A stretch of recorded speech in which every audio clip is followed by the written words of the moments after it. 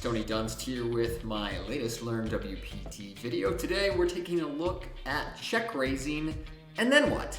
What happens after we check raise the flop, and on certain turn cards, how do we proceed? Do we continue betting? Do we check and slow down? What happens next? I think a lot of intermediate to advanced players, when they start playing around with solvers or doing a lot of study, realize, oh, I should be check raising a lot more out of the big blind, especially against opponents who might be over c-betting.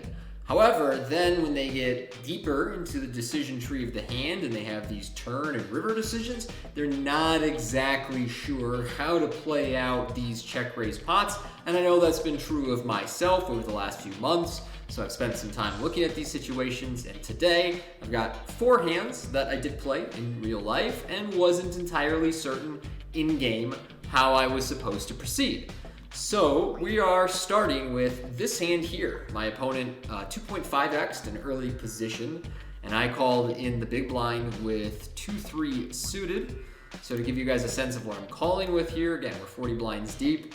Here's my calling range in the big blind. Calling pretty much everything suited, but 7 deuce suited, king 9 suited, doing some bluffing at a high enough frequency that it doesn't show up, and then all the good stuff getting 3-bet as well. And then here's my opponent's opening range. I don't know this is exactly what their opening range is, but I just try and go with the equilibrium ranges and proceed from there. So we were 40-ish blinds deep to start the hand, which means going to the flop we were about 38, and because he 2.5x'd it, the starting pot was about 7 blinds. And we will go back to the flop where we got this 5-5 deuce, 2 club, 1 spade flop. I had the 2-3 of spades in the actual hand. And as we can see, we have a pure check facing an early position. And our opponent is only small betting, which should come as no surprise when you get these low paired boards where the big blind is going to have a trips advantage over the pre-flop raiser.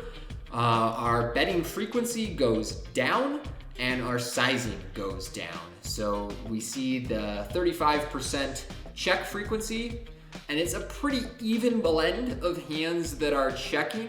The hands that c-bet at a really high frequency I think should be pretty intuitive. Stuff like, sixes through jacks, queens that both get value, and especially with the lower pairs, the 6s through 9s need a little bit of protection against the overcards. 10s are basically pure betting, and then aces are one of our bigger check hands, and then some of the middling suited aces that don't have clubs do a lot of checking, whereas the wheel ones do a lot more betting.